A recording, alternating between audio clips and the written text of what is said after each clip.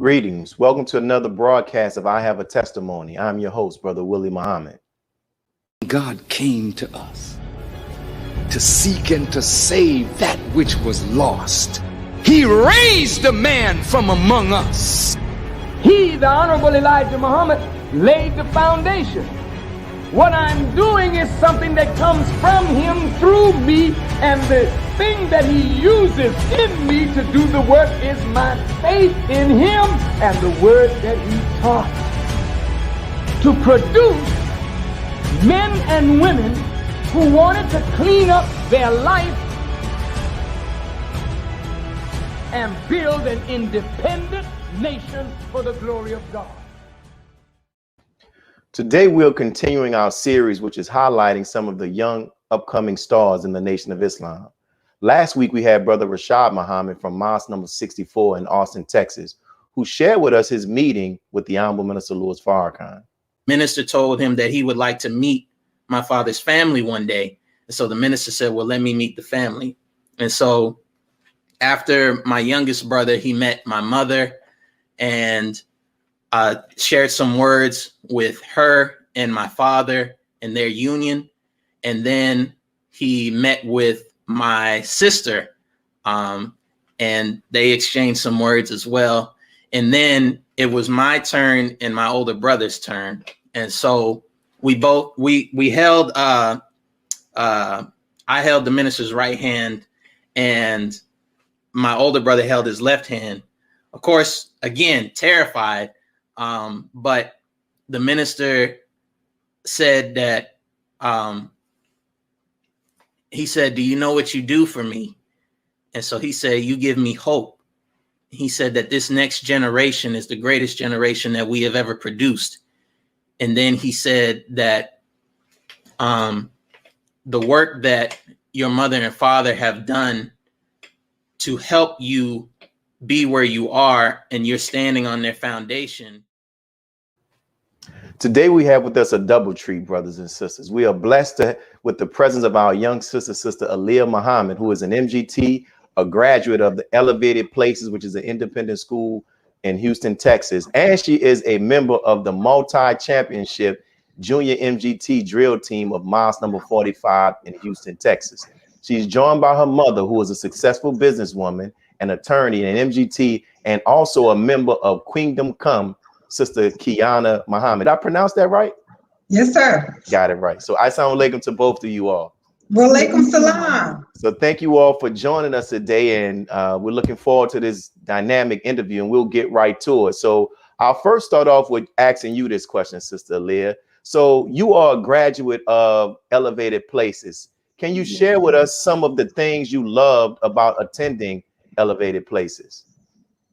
Well, some of the things that I love about attending the Elevated Places, it was very family oriented, and all of the students, even though we were a small school, we were a big school at heart. We all got along. We were like family. The teachers, I'm still close with all of the teachers to this day. And I was actually the valedictorian of my class.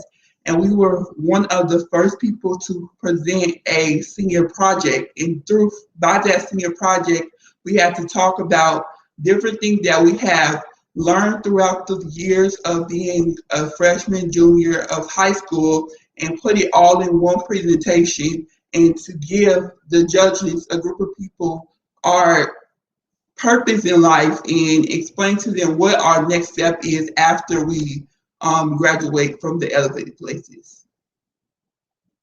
So, Sister Qiana, we know that the school was started by members who are in the Nation of Islam, and it was your decision to accept Islam as taught by the Most Honorable Elijah Muhammad, which would even pave the way for your daughter to attend a school such as Elevated Places. So can you share with us how you actually came to learn about the teachings of the Most Honorable Elijah Muhammad and eventually come to join?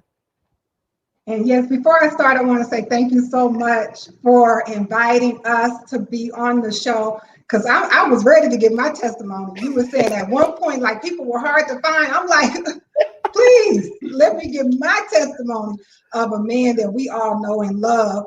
And also happy Father's Day to you and to all of the fathers out there. And as a gift from me, please go back and look at Brother Ishmael's lecture today on NOI.org, because he came with it today. And so in answering your question, I have always been introduced, I guess, to the Honorable Minister Louis Farrakhan through his work and his lectures, and have heard him speak on numerous occasions, even before joining the Nation of Islam. But it was my husband, Brother David, actually, who began attending the mosque and going to the mosque, and registered first. And he would, of course, talk to me about, you know, the classes and the different things that he was learning. And I went to the mosque with him. And in me being who I am, I just wanted to learn more and more. And so I would attend the study group sessions. And at that time, you could like ask questions. You know, we would have nights. I would go to Muhammad Mosque 27. And there were times where the minister would let you ask anything. And so I learned a lot about the teachings of the Honorable Elijah Muhammad in Los Angeles from that experience. But that's how I became really introduced into the actual teachings and like the Nation of Islam as a religion, as an organization, even though I've had listened to the minister for years. You say you listened to the minister for years. Was that like other family members were playing his lectures or videos or something? Other family members, other people that I have grown up with in my life. I remember him on the top college tours, during the college tours. I believe he came to a college, in LA at some point. So I've listened to him. We sat and listened to the Million Man March in the car, like just was mesmerized, just sat in the car and just listened to the whole thing. And so every time I hear him and I've listened to his voice or his lecture, there's just been, something very attractive about, him and listening to him. Wow, beautiful. And Sister Aliyah, so last week, and this is right in accord with the question that your mother just responded to, I asked Brother Rashad, who he's Brother Roberts from Austin, the student minister's son. I asked him about how thankful he is about being born to Muslim parents. So my question to you is, how do you feel to know that you and your siblings have, how do you feel and how have you and your siblings benefited from your parents making a decision to join the Nation of Islam and accept the teachings of the Most Honorable Elijah Muhammad? I want to personally thank you for allowing me this platform to give my testimony about the Honorable Minister Louis Farrakhan. And as I answer this question, it was very, very beneficial for us to have this solid foundation of the teachings of the Honorable Elijah Muhammad given to the Honorable Minister Louis Farrakhan. It taught us our values in life. It taught us how to make a great decision, and it taught us how to be more connected to the source, how to be more connected with the law. And we all are young adults. I just got made to my 20s this past February. So all of us are in our early 20s, and we're fighting that fight as all youth do in the nation or all around the world, just period, of making the right decision and which way to go, and using that platform and that foundation from the nation. It makes that decision a little bit easier for us because our morals is just different, and our purpose in the life is more present than the typical teenager or the typical young adult.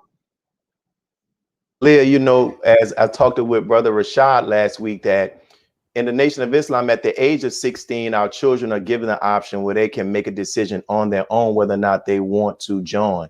Some do and some don't. But you made the decision to say, something, I want to become a registered member in the Nation of Islam.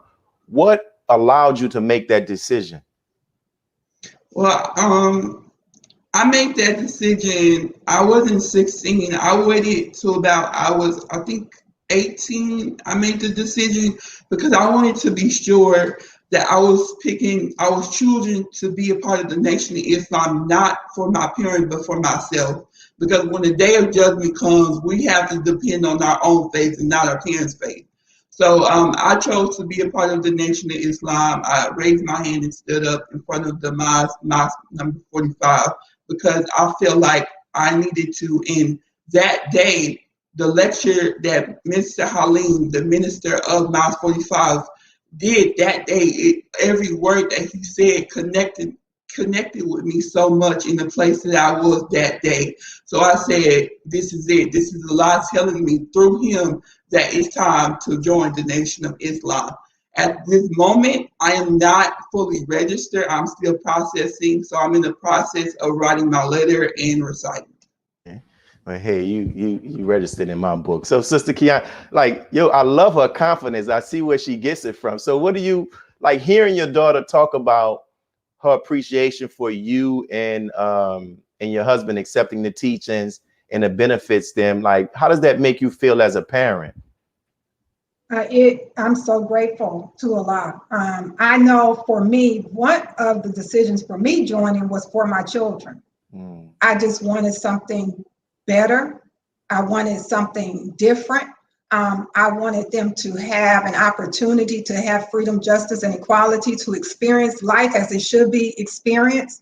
And even though a lot of things, I'm gonna tell you, Brother Minister Willie, a lot of things was not attractive to me, but I had to put myself aside, because I mean, just being real, me being in this garment, that's a whole nother notion. Like, I was like, I don't know if I could do that. I don't know if I could do that.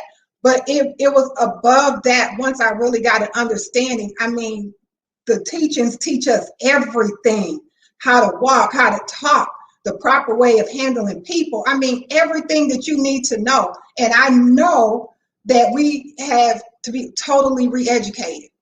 And I wanted that supreme wisdom for my children. I really did. And so I'm so grateful that decision to get out my own way, was a blessing to my children.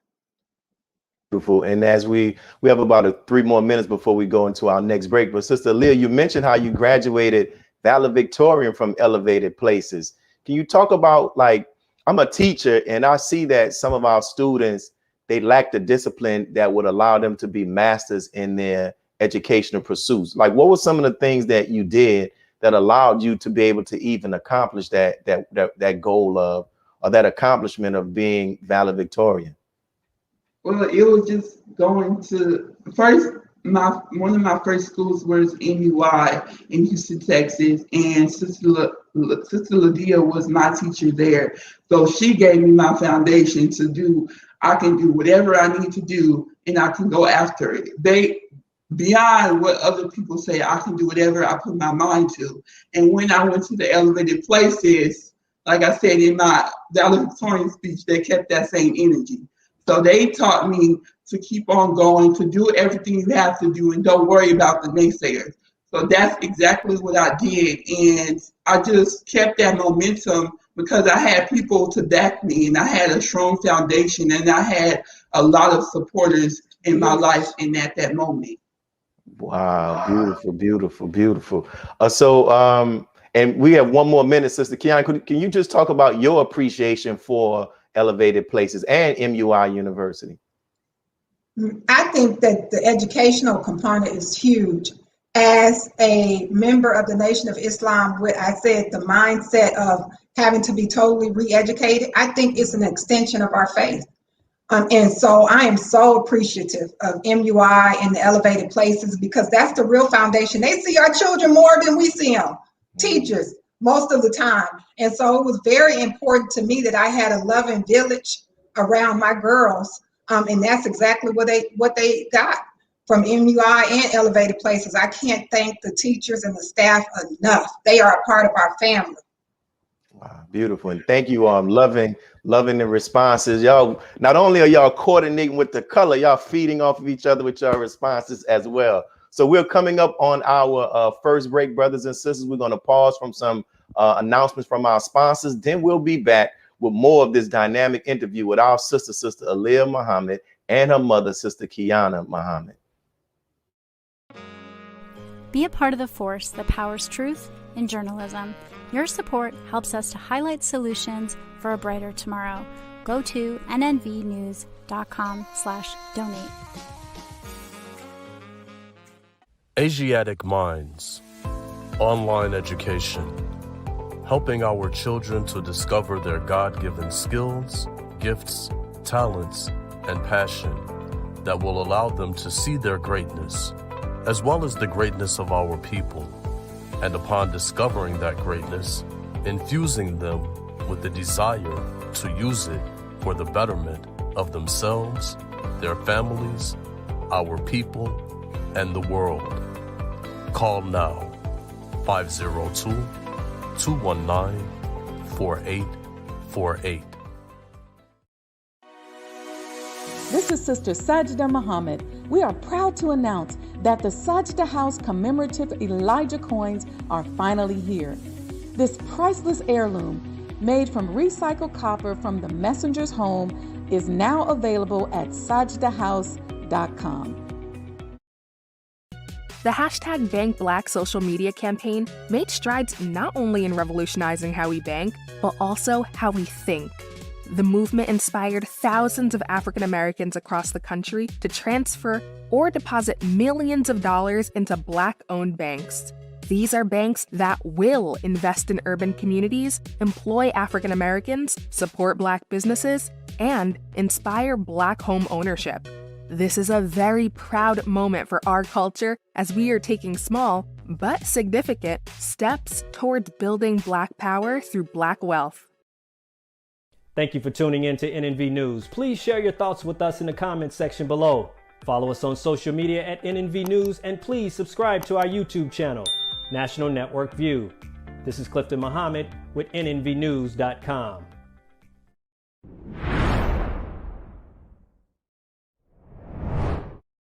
One of the purposes of this show is to provide our audience with the opportunity to hear the testimonies of others, with the hope of them doing so would help them see and understand the Honorable Minister Louis Farrakhan better. Question. So was reading the Final Call newspaper the first time you heard of the teachings of the Most Honorable Elijah Muhammad and the voice of the Honorable Minister Louis Farrakhan? No, sir. Like I said before, after I came across one of Dr. Khalid Muhammad's, the timeline on YouTube or whatever, it necessarily brought up other videos of the minister. That's what I was saying. So it was initially some of Dr. Khaled's stuff that I saw, but it led to other folk in the nation. So I was familiar with some of the teachings, but not deep like that. But I would literally sit up and listen to a 2-hour lecture, with no problem. But that's how initially that seed, a few years before, I would find myself in the belly of the beast, that I learned of it, and I knew then that I'm gonna get the subscription. Ask my mother to get me the subscription. So Qiana, this next question is for you. I would like to first ask you this question to lay the base for Sister Aliyah to talk about her meeting with the Honorable Minister Louis Farrakhan. I heard you share an experience during her graduation party there in Houston years ago. Can you talk about the health challenge that you and your family experienced with Sister Aliyah that will eventually lead to her meeting the Honorable Minister Louis Farrakhan? Yes, sir. As far as Sister Aliyah is concerned, it was discovered when I was pregnant with her, that she would have some health issues and some difficulties in terms of giving birth to her. They were encouraging me to, do all types of tests to see if she would have retardation and all kind of other things. And I'm like, if she does, what I'm gonna do about it, besides, take care of my baby. And so it was told to me at birth that she would have to have emergency procedure, emergency brain procedure, which by the grace of Allah never happened. And she was diagnosed with hydrocephalus as an infant. And so that entails a lot of severe headaches and seizures and nausea and different things. She also suffered some developmental delays. She took a longer time to talk, a longer time to walk than all of my other children. And so in working with her through that and with my family to try to make her as comfortable and as normal as possible in terms of her education and everything that we provided to her, because we didn't want to get her on all of those medications. At one point, we did go to the hospital where we were considering a surgical procedure. And Aliyah was just doing so great. She was a toddler and she was doing really well. And we went to the hospital and we saw other children with her condition who received a shunt. And this is a procedure that they like to do for individuals with hydrocephalus. And they were not at all on the same level with the abilities and capabilities that Aliyah had. And so I was like, having to wrestle with that decision of whether I wanted to have that procedure when she was very young. And we prayed about it, and my husband and I made the decision not to go forward with that procedure. And so Aliyah has been a real champ. She has dealt with hydrocephalus and experiencing the results of headaches and all of that. She has a very high tolerance for pain at this point. And so unless she's very, very uncomfortable or ill, we most of the time will never know it, because she does not complain and she really doesn't say a whole lot about it. But we did, and I'm going to tell you, we did make sure that she had bean soup every day. We had bean soup in this one bottle. Like, she was one of the ones who stayed on bean soup all the time. And then they had bean soup at school. And so as they got older, I'm going to tell you the truth, I started slacking on the bean soup at home. And she began to experience more difficulties with her hydrocephalus. And then at some point, she had some issues where her vision started to bother her, because she has a few tumors on her brain. And so that experience led her to being hospitalized, and the doctors, again, trying to really, we thought, experiment on her regarding a procedure that may, leave her paralyzed or just in a different state than, we know our Aliyah to be. And that was another incident where we had to wrestle with it and think about it and really pray about it and decide not to go that direction.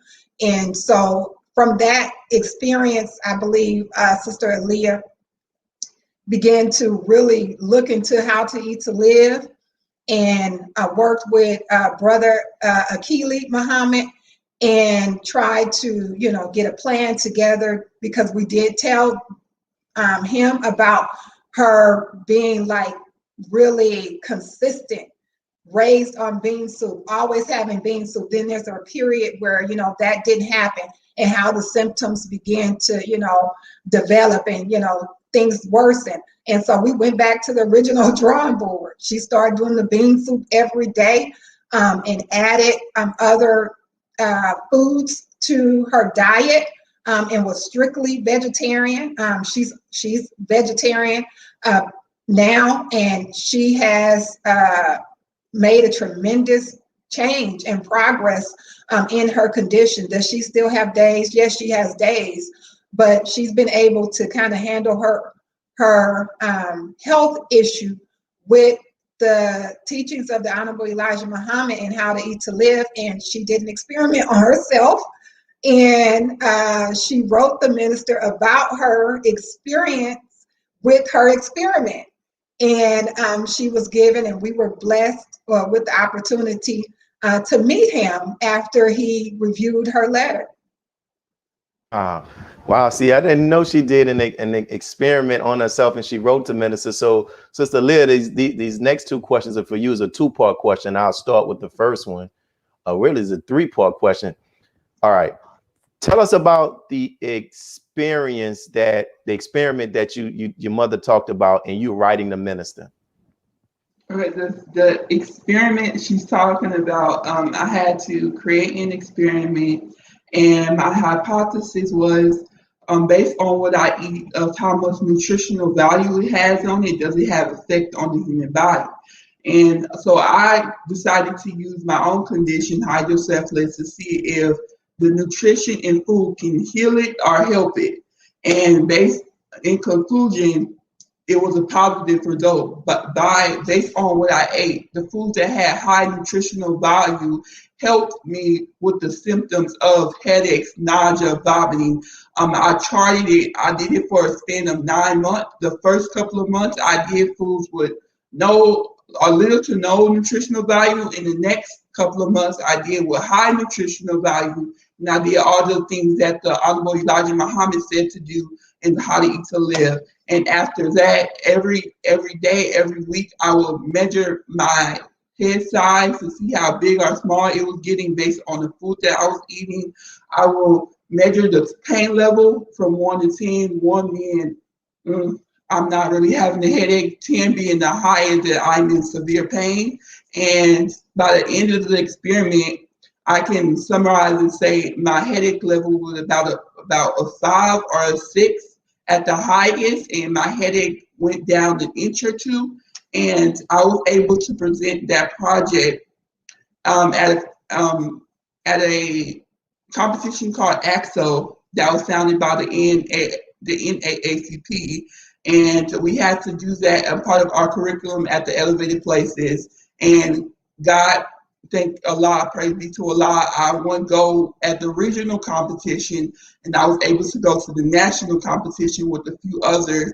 And I did not place, but I did have that experience. And to be able to spread the word of the messenger, I don't need any gold, silver, and I don't need anything to say that I did that, and people will know his words and where I got it from. And my mentor was Dr. Willie Muhammad, like she said, the founder of the Ultimate Wellness Group, and he was a big part of me being able to do that project. That is amazing. So as we get ready to go into this next break, what were your initial thoughts when you were told, I guess by your mother, I don't know if somebody from the minister's office contacted you and say, okay, we're going to set up a meeting with you and your family to meet Minister Farrakhan? What were your thoughts? I was like, so it happened. We sent a letter, and it was Savior's Day 2018, and it was during Savior's Day. We went to the workshops, and like the Honorable Minister Louis Farrakhan was just going heavy on how to eat to live, and that's when he made making 1 meal a law, 1 meal a day a law. And I was just, okay, he's doing how to eat to live. I sent him my letter. I hope he ready. And then the day that we were leaving, that Monday, everybody leaves, we were leaving, and we were packing up, getting ready. And then my mom was like, she got a text from Sister Rachel, one of her friends in the mosque, who helped us send the letter to the minister. And she was like, y'all need to go to the minister's room because he wants to meet you because of the letter. And when my mom told me that, I was like in shock for a minute, and I didn't have no thoughts. And then when I went back to present time, my mind just went crazy, and I was super nervous. I was super excited. So we hurried up and got dressed, and we was able to go to the minister's room, and we talked about my project, and he was so proud of me. And he actually gave me an assignment. He told me to go around the nation, go to as many miles there is, and tell them about your project, and tell them your testimony of proving the Honorable Elijah Muhammad's words right in How to Eat to Live. I'm still on a journey to do that because of COVID. That's kind of on the standstill, but I am still working to do that. And that whole experience was it was kind of an out-of-body experience for me, because it was incredible. He prayed for us. The whole research team was there. It was a beautiful experience. And I wasn't by myself. I was able to take my mom, my dad, and most of my sisters. So we all had that experience as a unit, and it was just a beautiful experience. We're coming up on our next break. When we come back, we're going to talk more about that experience. We'll hear from Sister Qiana as well. But that is a fascinating story, the experiment and everything. So we're going to pause for our announcements from our sponsors, and we'll be right back with our guests, Sister Aliyah Muhammad and Sister Qiana Muhammad. Be a part of the force that powers truth in journalism. Go to nnvnews.com/donate.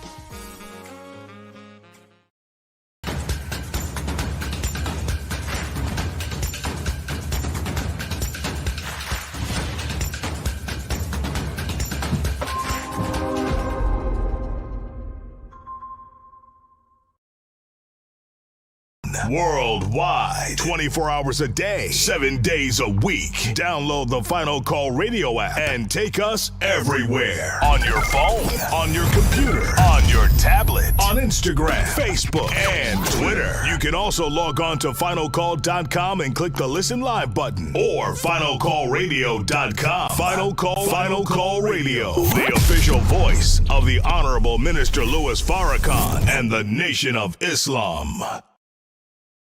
Please share your thoughts with us in the comment section below. Follow us on social media at NNV News, and please subscribe to our YouTube channel at National Network View. I am Anissa Muhammad with nnvnews.com.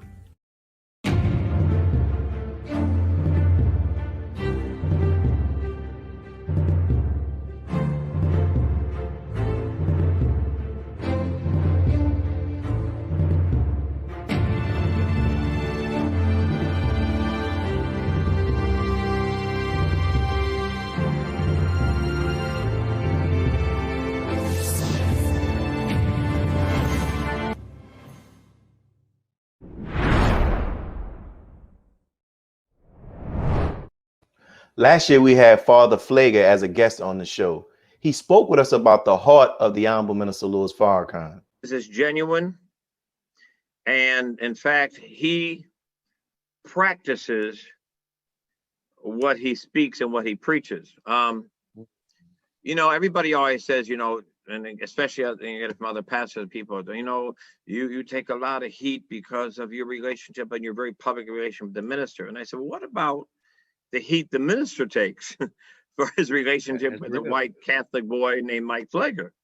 And he and I have spoke about this numerous times over these 30 years, and both of us have said, you know, our friendship is real. Our love for one another is real, it's genuine, it's deep. He is my brother, and I believe I am his brother. And that love, I think the reason so many people get angry about it is because they want to somehow rip us apart. And they don't want to see that a Muslim leader like Mr. Farrakhan and a Catholic priest like Mike Pfleger can have this real, authentic, deep, loving bond that hate and all, it breaks all the barriers that people have preconceived in their mind. It throws all that out and lets them know that the love is deeper than all the preconceived thoughts and all those that have sought to try to keep us divided all these years. Beautiful, beautiful. So we're back. So we heard our Sister Aliyah talk about meeting the minister, and we have some images of that as well. So Sister Qiana, you were there, and I found you actually sent this to me early on, a little 15-second clip of you all meeting the minister. So what were your thoughts when you had the opportunity there with your daughter, there doing this mighty experiment, and then you come in there with your family and hear the minister share with her and with you all? So in the beginning, when I got the call from Sister Rachel from Houston, I started acting like a crazy woman. I'm gonna tell you the truth. I started running around the hotel and yelling at people like, "Come on, do this and do that." And although I had met with the minister a few times before that occasion, it's just never normal though. So it's just, you never get used to it. And so that's how I was initially, acting like a crazy person. And then we got to the hotel and, of course, went into the room, which I thought, was going to be something very brief. In my head, he was going to greet us and, give us good words and, let us go about our way. And when we entered, like, it just was an experience that I wish I could tell in detail, but I was just so overwhelmed. He greeted each and every one of us personally. And I can't even describe that hug. Like, I mean, it's no words for it. And he also started telling them to take out chairs. And I was like, why are they taking out chairs? And so they started taking out chairs and he asked us to sit down with him. And so we actually sat down with him. And like Sister Aliyah said, there was members with already there when we entered the room from the research team. And I believe Brother Jabril as well. And we sat down and he started talking about reading the letter and how nicely it was written and composed. And he asked Sister Aliyah, he said, you wrote this letter? And she was like, well, I had help. I didn't write it by myself. And she started saying, Sister Wakiti and Dr. Akili. And she started naming all of the people who helped her. And he stopped for a minute. And he was like very impressed that she didn't take all the credit. That she was like giving everybody, who helped her and assisted her with writing that letter. And then he just began to talk to us, and have conversations with us, and we were conversing. And he said a prayer that I'm trying to tell you, just thinking about it.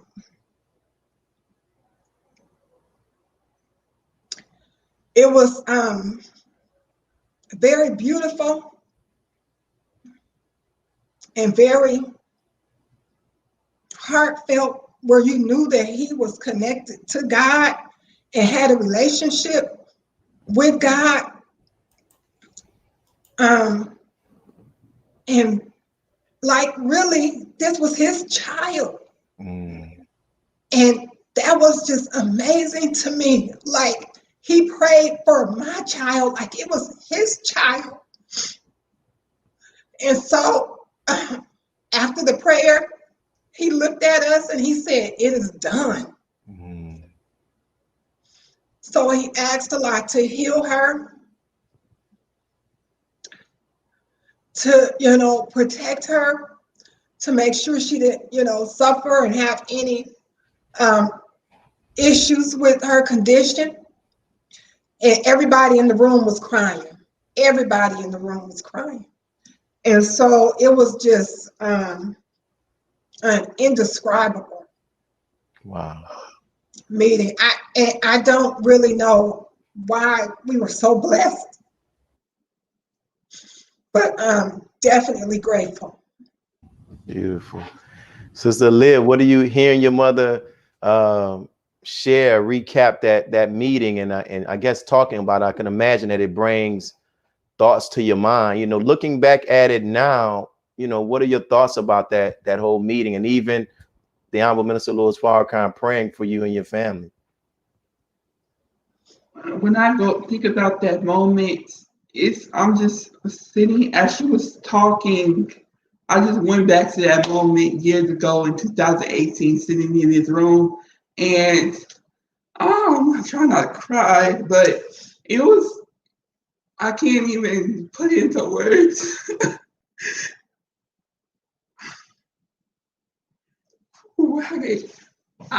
It's hard to put into words of how I felt and how the rest of my family must have felt. It just, if I can impossibly possibly put it in one word, it'll be grateful. It'll be thankful. I'm just thankful and grateful for that opportunity, and to be able to be in front of and be prayed for by the man of God is a one in a lifetime opportunity, obviously. And I was just, I can't even really describe how I felt at that moment. It just, It was incredible. Let me gather myself. Let me gather myself. We got to unmute my mic. Wow. So let me ask you all this. You have any opportunity to experience the Honorable Minister Louis Farrakhan in that way? And a part of this show is to really, to have people like yourselves who've had the opportunity to interact with the minister, to give the testimony, to help people to see he's not this man that the enemy tries to make him out of. So this is for both of you all. If you had to stand before the world and testify, and I know Sister Qiana, you're an attorney, you know the power of testimony, and testify about one quality of the Honorable Minister Louis Farrakhan, what would that quality be that you would choose to testify about? Well, I would say for me, if anyone has had the opportunity to be in his presence, and like I said, I've had the opportunity a few times by the grace of God to be in his presence. You cannot walk away from that man believing that he is not with God. He is divine. And so if anyone has met him, really met him, and talked to him for a minute, he carries his own atmosphere that he invites you to it. Like he is love embodied. And so it is no way. I don't care if you've heard all of the speeches, anything somebody say about him. Once you get with him and get in his presence, your mind won't even let you believe that. You can't walk away and accept that. And so I would say love, but not in that foolish way that we think about it. He's love in all ways. When they say God is love, that's the Honorable Minister Louis Farrakhan. What do you have to say, Sister Aliyah? I would say he's love personified. He's humility. He's warmth. And I just don't understand. Honestly, for me, I just don't understand who would have something negative to say about a man like that. Like the Honorable Minister Louis Farrakhan is different. And when you get in, and when you have the experience and the opportunity to be in his presence, it's a different type of energy that he's around. That's the type of man, when you're by him, you know he's connected to a higher source than everyone that you ever met in your life. And I was reading the Twitter book that Willie Muhammad wrote when he wrote all the questions and answers that the Honorable Minister Louis Farrakhan gave to all of the questions he was tweeted for, and he answered the question, what does it mean to be human? And he said that human is a person who mastered the flesh that belongs to the earth.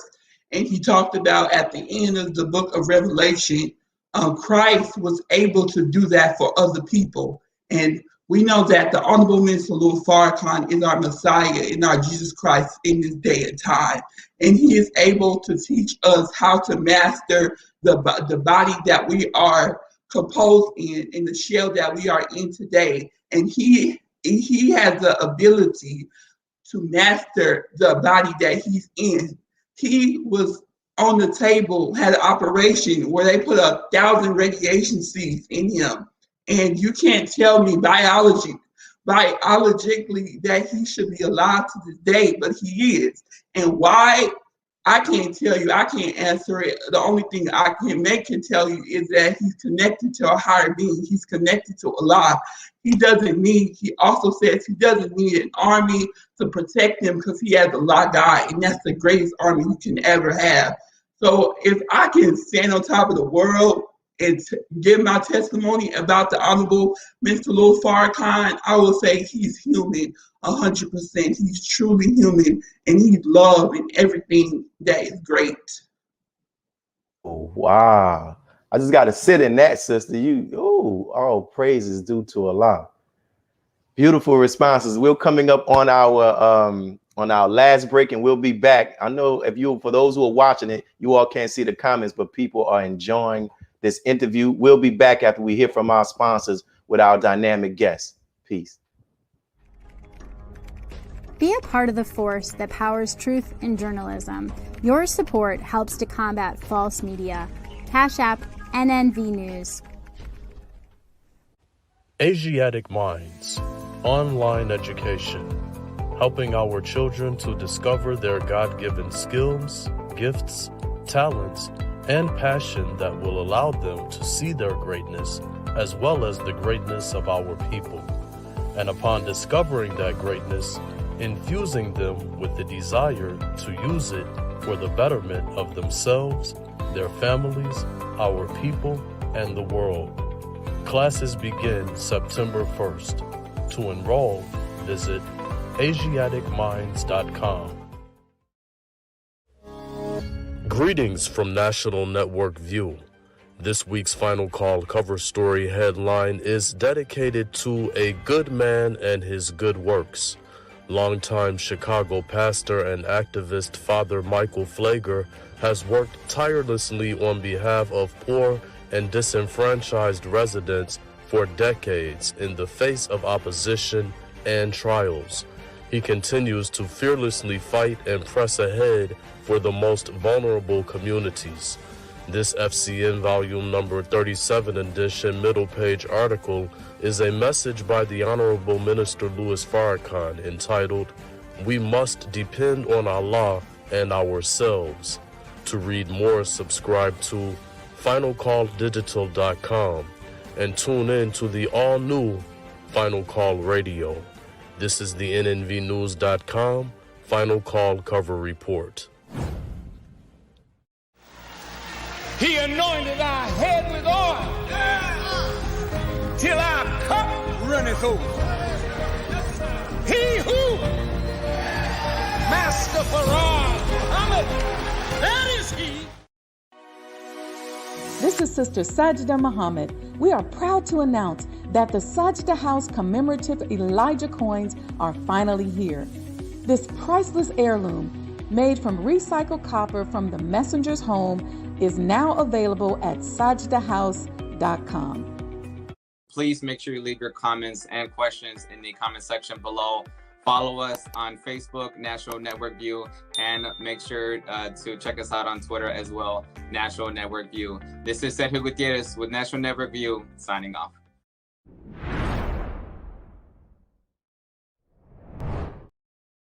We mentioned in the intro that our sister Aliyah is also a member of the multi-championship junior MGT drill team of Mosque number 45 in Houston, Texas, the Southwest region.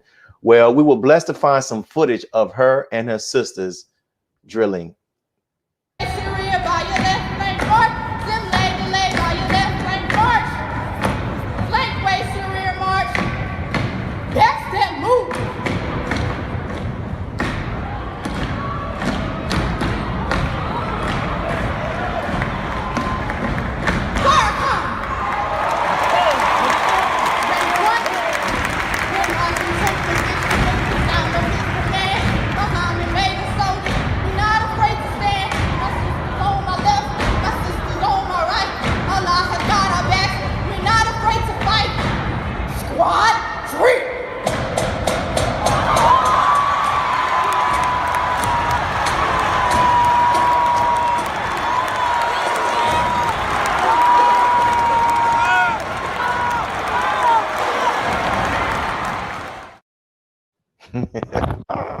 So sister, that was powerful. So Sister Aliyah, we just saw that clip that was from 2016 performance.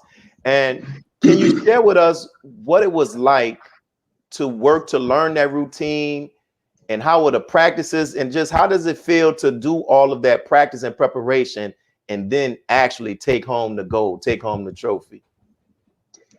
The preparation part, the whole performance is only a 1 minute and 35-second performance or routine, but the preparation is the most important part, as my coaches say, and all my coaches were very intense. Talk about drill being an exercise of God. That is an exercise within itself. It's full cardio, and just imagine us doing that same routine over and over and over again. But I wouldn't change anything else for the world. I was blessed to create a powerful sisterhood with everybody on that team and on that drill team. And my sister Destiny, who you heard being the DI, she is one of the many DIs, and just hearing her, just having the connection with her as my sister, and beyond that, having the connection with her as my DI instructor is something on another level. And to be able to be a part of that team who won, it's praise be to Allah. It's the best feeling ever to win something, to righteously win something with other sisters from a different city, Armaz, and to be able to get first place is incredible, and it's the most amazing feeling in the world. And she did, Brother Minister Willie, she did also meet with the Honorable Minister Louis Farrakhan that year. What? As well, yes. I didn't know. Well. Yes. What did he tell you, Ali? Yeah. He told me that I was the reason why we won that year. And when he told me that, it felt amazing. And the minister says things to you, and it's more to make you feel good. It's also based on logic, and it makes sense. I was the tallest person on the team, so if I did mess up, we may not have won. So praise be to Allah, I did not mess up, and our routine, not to be biased, but it was incredible. Our uniforms was hot and good and fashionable, so we won because of that, and modest, of course. We were modest, so yeah, praise be to Allah, we won. But he said that to me, and it was based on, it makes sense. And it made me feel good at the moment, but I had to think about why he said it, and it made perfect sense.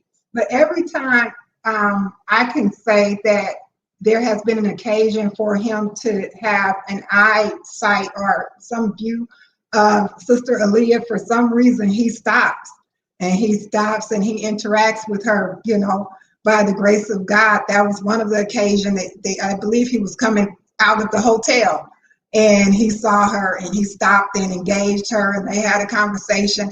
And then before that, at the mosque, a whole room full of people, he walked directly to her and started talking. So that was when they introduced the elevated places. I wish I could have found some footage of that, because that you're right, he came directly to her. And so, Sister Qiana, I'll ask you this question. It's a two-part question. One, like, how did you feel seeing your daughter up there right flanking, left flanking? And also, can you briefly share some words too, in addition, about the power of a testimony from a legal perspective? Yes, sir.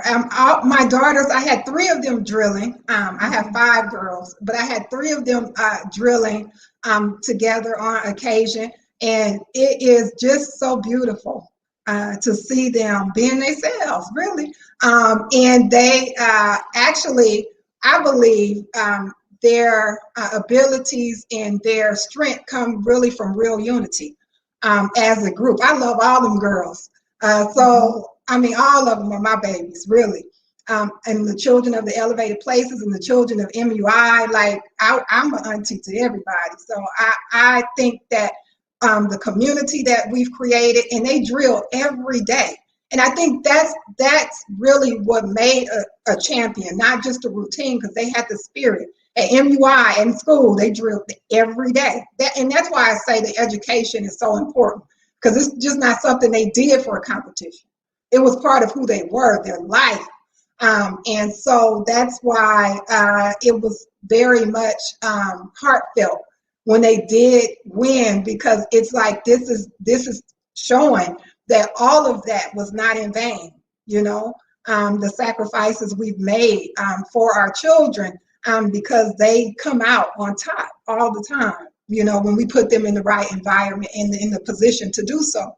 And so just as an attorney, in terms of the testimony of witnesses, especially eyewitnesses, like I said, that is something that is very serious in the court. And so in being an eyewitness, not knowing what somebody told me or what I heard, but being an eyewitness of the character in the heart of the Honorable Minister Louis Farrakhan, I would call you and be like, let me get on the show, because I know how important it is to have that, because you have to be able to share what it is that you know. And I remember growing up in the church, and we had an opportunity to, you know, give our testimony. That's where everybody say giving out to God, and, you know, you start sharing your testimony. I always felt compelled, like, to show that God is real in everything and in our everyday lives. And so when somebody gives me an opportunity to share that, I feel it's my duty to do that. And then when being an attorney, in terms of knowing that value of having credible witnesses who've actually seen, heard, and listened to all of the things that we're now in debate about, there's a conflict about, somebody has to make a decision about something. And so they're depending and relying on what you say. And we have our witnesses to take an oath that they're telling the truth. And so it is very important in my field to have witnesses and to have good witnesses. And you have a lot of people who, you know, come into the court system that don't have witnesses. And you have people saying, can I just send you a letter? No, you sending me a letter is not going to do anything for my client and for this individual. I need you there. I need the judge to look at your face, to hear it in your voice, to know that you are real and sincere about what you're saying. And I'm so happy to have this opportunity, because I am sincere in what I'm saying about the Honorable Minister Louis Farrakhan, because I've had the opportunity to experience him for myself. Whew. Beautiful, beautiful. And we're going to close out on this one. This will be with you, Sister Aliyah. And you know, it was interesting when I saw, this was the first time this ever happened, when I saw you post the flyer for this show, you quoted a scripture. And I've had numerous guests on, and nobody has ever done that, especially somebody that's young, right? And so you quoted Matthew chapter 24, verse 13, which reads, and I quote, "But the one who endures to the end will be saved." So in this closing, what made you quote that? Because the full verse, well, it's not all put together. It's like in different verses, but if you put it all together, the full saying or the full verse that I use, and I use the momentum to keep going, is the race is not for the swift nor the strong, the race is for the ones who can endure to the end. And that is the epitome of me, because most of my life I wasn't the fastest person to learn something. I wasn't the highest, I didn't make the highest grades as the other students, but I got through it and I did it, and I did what could not be done.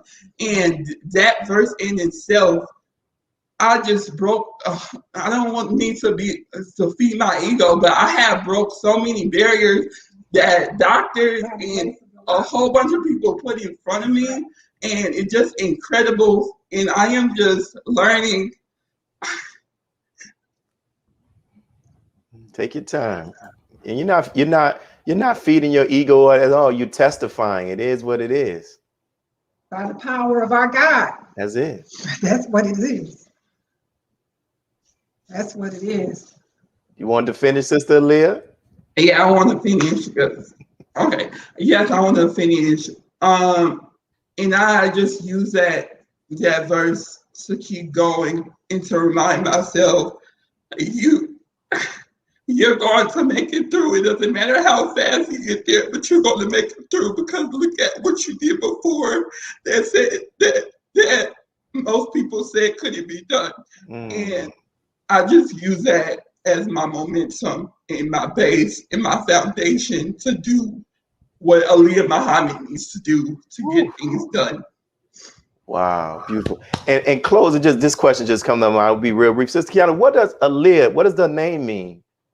Most High. Most High. It's the female of Ali. Wow. Praise be to Allah. Well, thank you all for your beautiful testimony. Listen, I've done many interviews. This has to be the most beautiful one. This was very beautiful and very touching, and it's touching everybody. Thank you all, and may Allah continue to bless you. Thank you too, Sister Aliyah. Love your confidence and love your testimony. Thank you too, Sister Qiana, for all the work that you're doing, and for your beautiful daughter and daughters, and give your husband the greetings as well. Thank you, brother, for your show. We needed it. Yes, ma'am. And for those who are watching, we thank you all for tuning in. Continue to share this interview. We're going to quickly go through our announcements that we normally do. You have them, brother Musai? So, you know, we have our building fund. You know, we're not building fund. We're trying to pay off the mortgage here in our mosque. So please contribute. You can do that via PayPal. You can do that via Cash App. Share the flyer. Also, in addition to that, if there are any of those who you all need to have someone pray for you and your family during this COVID period and even beyond, please submit your name and their name, and we'll submit it to our prayer group. In addition to that as well, you have my books that you can purchase on Amazon.com, or you can go to www.mosque46.org and you can purchase some of the books that I've been blessed to write by Allah's grace. And we thank you all, brothers and sisters. Please make sure that you hit the like button, make sure you leave comments, and make sure you subscribe to NNV. This is your daily digital news, national news network. This is not just another little YouTube online show. Please, we need your support. Subscribe and ask others to do the same. So thank you all for joining us. This is your brother Willie Muhammad with National Network View. Peace. God came to us to seek and to save that which was lost. He raised a man from among us. He, the Honorable Elijah Muhammad, laid the foundation. What I'm doing is something that comes from him through me, and the thing that he uses in me to do the work is my faith in him and the word that he taught. To produce men and women who wanted to clean up their life and build an independent nation for the glory of God. Be a part of the force that powers truth in journalism. Your support helps to combat false media. Cash App NNV News.